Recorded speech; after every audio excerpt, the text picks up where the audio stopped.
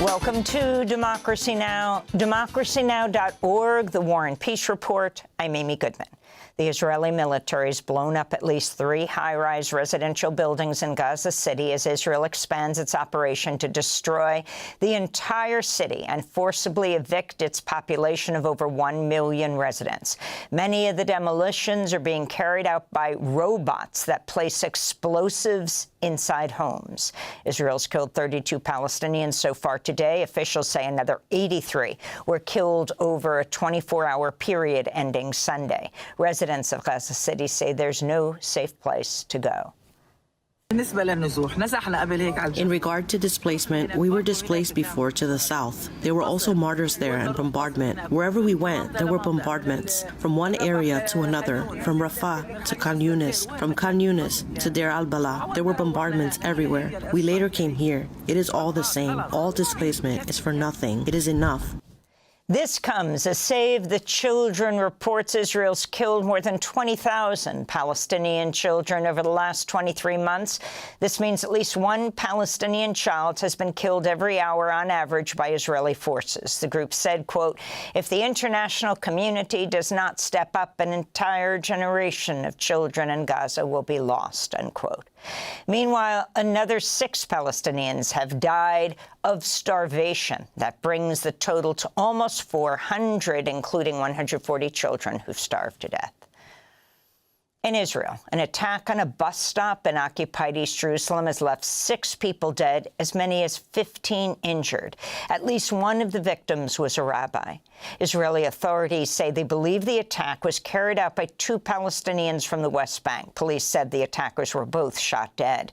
In other news from Israel, the country's Supreme Court has ruled the government has failed to provide adequate food for Palestinians held in Israeli jails.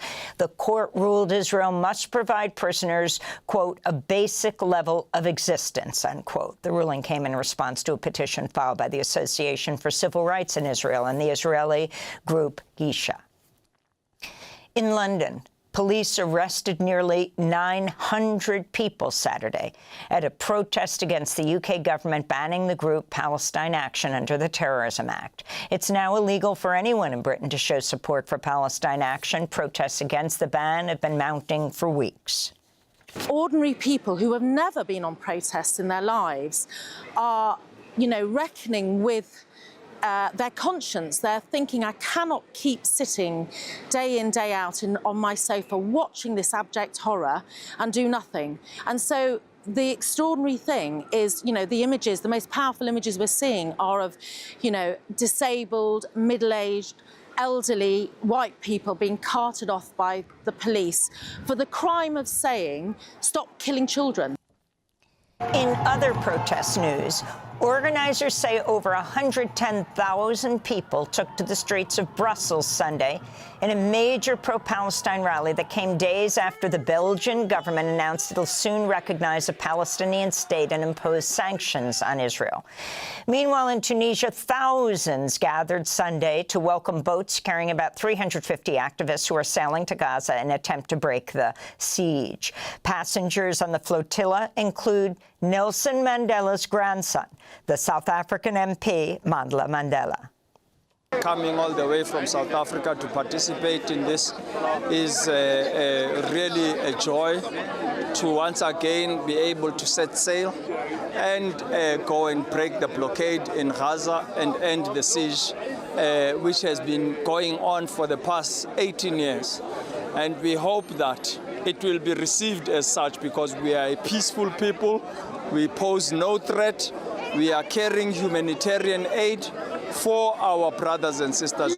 On Saturday, President Trump threatened to send National Guard troops and ICE agents to Chicago, writing on social media, quote, Chicago about to find out why it's called the Department of War, a reference to his order to change the name of the Department of Defense. Trump also wrote, quote, I love the smell of deportations in the morning, unquote. Trump accompanied the message with an AI-generated image depicting himself as Lieutenant Colonel Bill Kilgore from the Vietnam War film Apocalypse Now. In response, Illinois Governor J.B. Pritzker called the president a, quote, wannabe dictator. By Sunday, President Trump walked back his comments, telling reporters, quote, we're not going to war, we're going to clean up our cities, unquote. Meanwhile, thousands of Chicagoans took to the streets Saturday to protest Trump's plans to send ICE agents and federal troops to the city. The National Guard and sending ICE agents here to our community is a direct threat to not only us, but our community. It is us, it is our neighbors, it is our friends, it affects everyone. Businesses have been dropping, restaurants have been dropping, people have been scared. Over the weekend, the Department of Homeland Security announced it was launching new immigration raids in the Boston area. This comes after Boston Mayor Michelle Wu has repeatedly criticized Trump's attacks on Boston and other sanctuary cities. In Washington, D.C., thousands marched in the largest demonstration yet there against President Trump's deployment of National Guard troops and the federal takeover of the district's police force. The We Are All D.C. march was organized by a coalition of groups, which include Free D.C. and the American Civil Liberties Union. The Trump administration is set to extend the deployment of National Guard troops in D.C. to December. Meanwhile, officials have dismantled part of a peace vigil outside the White House that had been running for more than 4 decades. Under Trump's orders to clear homeless encampments, authorities reportedly mislabeled the vigil as a shelter. Meanwhile, here in New York Sunday, Trump was loudly booed by the crowd as he attended the U.S. Open men's final. The United States Tennis Association had sent a memo to broadcasters asking them to censor the crowd's reaction to Trump. South Korea announced it's sending a charter plane to the U.S. to bring back more than 300 of its citizens who were rounded up and detained by ICE at the Hyundai plant in Georgia.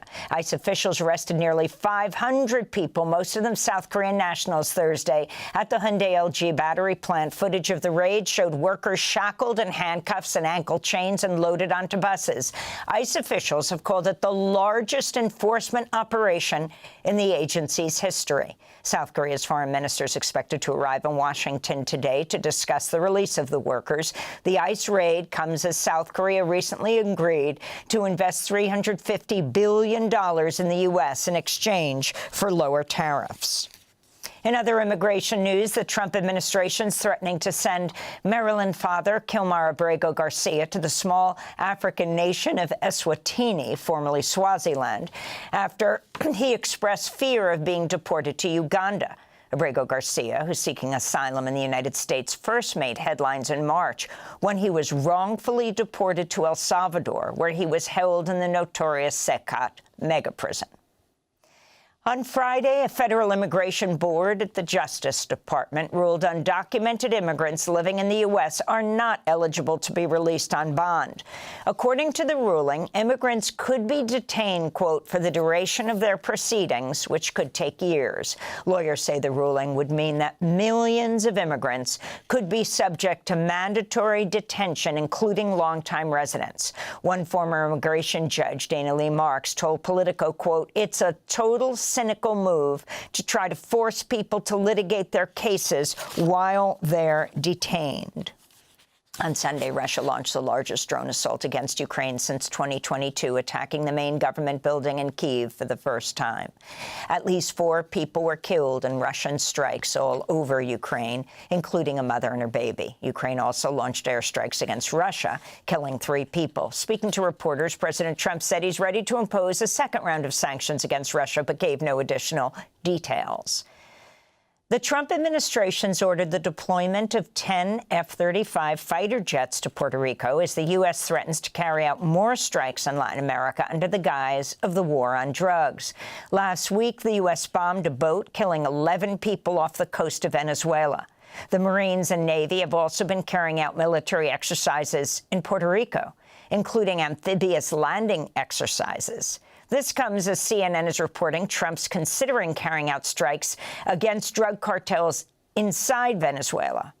On Friday, Venezuelan President Nicolas Maduro warned the U.S. against taking any more military action. El gobierno de los Estados Unidos de Norteamérica. The government of the United States should abandon its plan of violent regime change in Venezuela and in all of Latin America and the Caribbean and respect sovereignty, the right to peace, to independence. Over the weekend, Vice President J.D. Vance dismissed accusations that the U.S. attack on the Venezuelan boat that killed 11 may have been a war crime if civilians were on board. Vance wrote on X, quote, "I don't give a expletive what you call it." Republican Senator Rand Paul criticized Vance's comment, saying, quote, "What a despicable and thoughtless sentiment it is to glorify killing someone without a trial," Rand Paul said. The New York Times revealed U.S. Navy SEALs took part in a failed top-secret mission to install eavesdropping technology in North Korea in 2019. The mission was aborted when the SEALs were spotted by a boat near the North Korean coast. The SEALs opened fire on the boat, killing everyone on board, believed to be 2 or 3 North Korean civilians who were diving for shellfish. The Trump administration never notified key members of Congress about the top-secret mission. In economic news, new figures from the Labor Department show just 22,000 jobs were created in August, far lower than expected. The overall unemployment rate rose slightly to 4.3%. The black unemployment rate jumped to 7.5%, its highest level in almost 4 years. Senator Bernie Sanders brought his fighting oligarchy tour to Brooklyn College in New York Saturday, where he campaigned with New York mayoral candidate Zohran Mamdani. Sanders praised Mamdani's vision for New York. And what Zohran's campaign is about is an understanding that today we are living in an unprecedented moment in the modern history of our country, and we have got to fight back in an unprecedented way. The Sanders-Mamdani rally comes as President Donald Trump is attempting to push New York Mayor Eric Adams to drop out of the mayoral race in an attempt to help boost Andrew Cuomo. The Trump administration has reportedly considered making Adams the ambassador to Saudi Arabia. The civil rights activist Joseph McNeil has died at the age of 83. In 1960, he and 3 other North Carolina A&T State University students launched a sit-in at a segregated Woolworth's lunch counter in Greensboro. They refused to leave the whites-only lunch counter after being denied service. Their action inspired a nationwide wave of sit-ins aimed at desegregating businesses and public spaces. And the acclaimed psychiatrist and author Robert J. Lifton has died at the age of 99. He was the author of more than 20 books about the effects of nuclear war, terrorism, and genocide. In 1967, Robert J. Lifton won a National Book Award for his work Death in Life, Survivors of Hiroshima. In 1986, he published the seminal book, The Nazi Doctors, Medical Killing and the Psychology of Genocide. Robert J. Lifton appeared on Democracy Now! Several times, including in 2017, when he talked about Donald Trump. Well, I wrote a letter together with Judith Herman to the New York Times in which we raised 2 issues. One was his relation to reality, which is, I would say, solipsistic and untenable and very dangerous to everyone. What do you mean solipsistic? Solipsistic from within the self. In other words, he only sees the world from within his sense of self. He can't have empathy for others. He can't really think into the future, the consequences of his actions, because he's totally preoccupied with the immediate event and how he can deal with it or manipulate it as emerging through the perception on the part of his sense of self. To see all our interviews with Dr. Robert J. Lifton, go to democracynow.org. And those are some of the headlines. This is Democracy Now!, democracynow.org, The War and Peace Report. I'm Amy Goodman. Thanks for watching Democracy Now! On YouTube. Subscribe to the channel and turn on notifications to make sure you never miss a video. And for more of our audience-supported journalism, go to democracynow.org, where you can download our news app, sign up for our newsletter, subscribe to the daily podcast, and so much more.